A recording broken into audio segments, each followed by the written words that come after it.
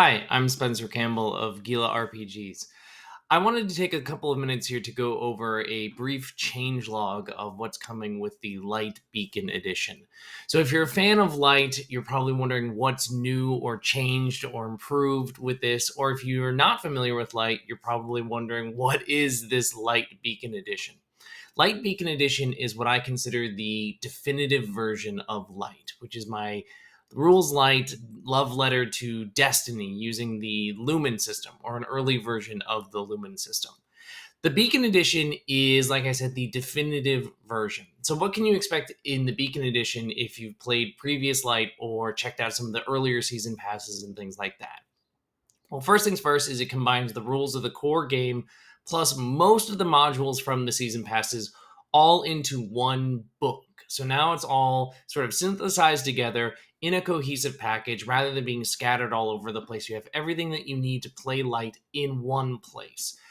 On top of that, I've tweaked and updated and clarified rules in order to make the whole thing play together a little bit better than it did before. When I was writing the modules by themselves, oftentimes it became difficult to track what was linked to what, and now it all kind of sings together really nicely. So, like I said, I consider this the definitive version of Light. It's how I play Light, so hopefully you enjoy it as well. So, on top of that, just some general changes that you'll find is there's new art, there's new layout. The art and layout will be stuff that I'll be able to show more of in the future, but I'm really excited about some of this beacon art in particular that's going to be coming that will show you what these characters look like. And then also on top of that, a thing I'm really excited about is that the game is edited now. When I first wrote Light a long time ago, November of 2020, I wrote it all in 48 hours on my own, and it never got edited. And so I just kept writing things and just kind of doing it on my own. Now, Will Yopes, the incredible game designer and editor, has edited this. Will has edited a number of my other games, so I'm a huge fan of them. They do great work. They always help my games uh, make a lot more sense. So I'm excited to have Light be edited by Will.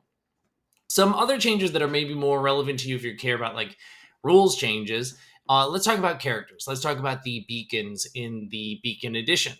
The attributes have been renamed. Earlier that they were named after the elements that the original beacons were using. And now there's a whole slew of new beacons that are in the game that kind of go past the original three elements of sort of like fire, electricity, and void that we've been using before.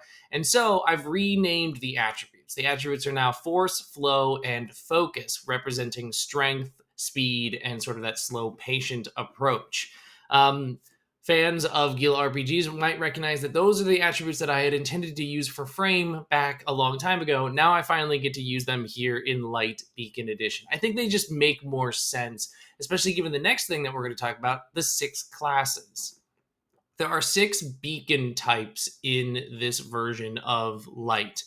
That's a big change from how it was originally written. The original Light had 3 classes, and they were clearly analogs of the Titan Hunter and Warlock from Destiny that I had created. Then there was the expansion that came out in the season pass that added essentially 9 subclasses to the game based off of those 3 major classes and all of the 3 elements that were in the game. So it went from really narrow to like really wide, but not wide enough. It seemed like there were a lot of choices, but still the choices didn't feel as interesting or diverse as I wanted them to. And so what I've done is I've changed the path a little bit, and there are now 6 types of beacons that you can choose from. The first 3 represent the elemental types that we had seen before. The other 3 represent different interpretations of the concept of light or the power of light. So I'm really excited about this. So you have Pyre, which is going to be sort of your fire based sort of character. It's gonna feel very Titan like. If you are a Titan player from Destiny, you might like the big beefy Pyre, giant warhammer, cascading fire. There's Volt, who's going to be an arc, sort of like electricity based version of Light. It's going to feel very hunter like. If you are a hunter character from Destiny, you might like that. The Nether is going to be the Void character. Big, powerful reality warping powers. That's going to be your sort of warlock equivalent. Although these are just sort of like allusions to these classes. They are not a one-for-one version of the Destiny classes themselves. Then you have the three other versions, these sort of like mirror versions of Light, alternative interpretations that have brought on a new wave of beacons. We have Wither, who represents the time death of the universe, that inevitably time will catch up to all of us. So Wither plays along with time, weakening enemies, literally aging or crumbling their weapons in their hands. The fractal represents chaos of light and power. They are probably the strangest class of the beacons in terms of relying on randomness, open almost, or playing around with concepts of chance and randomness and chaos in plans. And then you have Shiver, which is the slow, inevitable, cold death of everything. Represents sort of, if you're a Destiny fan, the stasis element in Destiny, these slow, big crowd control sort of powers of freezing things. So I think these six classes do a really good job of representing six different ways for a beacon to go out and engage with missions, from big and powerful to like quick, agile to really kind of strange with like the void and the time death stuff. So I'm really excited about that. Status has been added or sort of codified more clearly in this. Status was a thing that we saw when subclasses were added to Light, things like burn and static and things like that. Now each of these six classes has their own status. This is sort of an ongoing effect that they can create on enemies that will allow them to sort of like ping pong off of one another to trigger new interesting powers or interesting effects. So I think this is just going to add a level of interesting tactical play for the beacons. Another big thing that's in the class changes is that beats have been added. If you know me at all, you know that I'm a huge fan of beats as a form of advancement. Beats are narrative things that you want to see happen in the world, be it on a mission or during your time between missions. These beats that have been added to each of these classes represent moments that the player wants to bring into the world. And when you do those things, when you tell the GM that this is what you want to accomplish and you do accomplish it, then you get advancement. And advancement for your characters is going to be small things like increasing your attributes, gaining access to more weapons and things like that. So beats are going to be one of your primary forms of advancement. That leads us nicely into the changes of how missions work. Generally, loot has been updated and simplified compared to the weird like engram stuff that I was trying to do in previous season pass stuff. I think it's just generally simpler, easier to work with in terms of getting stuff, having loot tables at the end of missions, and kind of crunching your weapons down at Vulcan to customize your arsenal to eventually have the weapons that you are interested in wielding as a beacon. I've also clarified that advancement kind of comes in three paths in Light, which is a little bit different than some of my other games.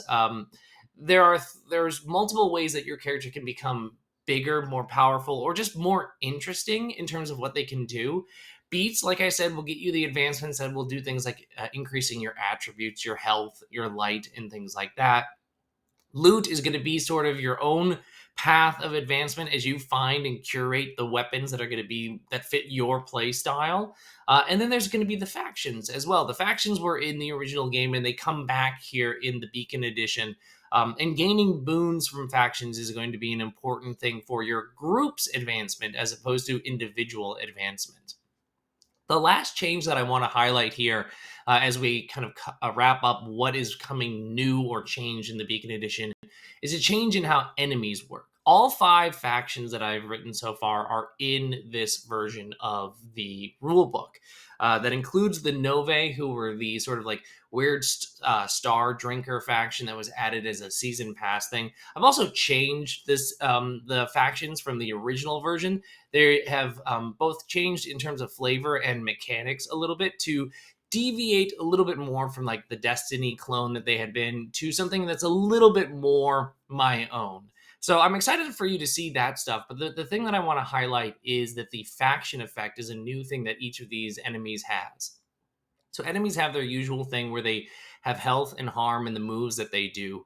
But on top of that, they have a faction effect that is unique to that enemy faction that shows that these factions play differently than one another. So, for example, the Ruin, who are a strange sort of magical cult corrupted by an alien influence, they have a chain of command, and whenever somebody gets a Ruin character gets damaged, they can pass that damage to somebody who's lower in the chain. So the beacons have to kind of be strategic in terms of like isolating these Ruin from one another so that they don't kind of negate and pass damage on to the cannon fodder and they can actually hit the main enemies. There are faction effects like that for all 5 factions, which I think will immediately make playing against them feel different and be more of a puzzle for your players to solve. That's a quick rundown of some of the big changes that you can expect to see in the Light Beacon edition. There's obviously more going on here, but I wanted to highlight some of the big major ones. I'm excited for you to get your hands on this. This has been a thing that I've been working on now with Light for almost 2 years, and I'm excited to bring the definitive version of the game to you soon. If you have any questions or you want to know anything more about this, the best way you can do that is to follow me on Twitter at Gila RPGs. That's where I'll be sharing updates about Light. Otherwise, I hope to see you in future updates, and I hope to see you playing Light in the future. Bye.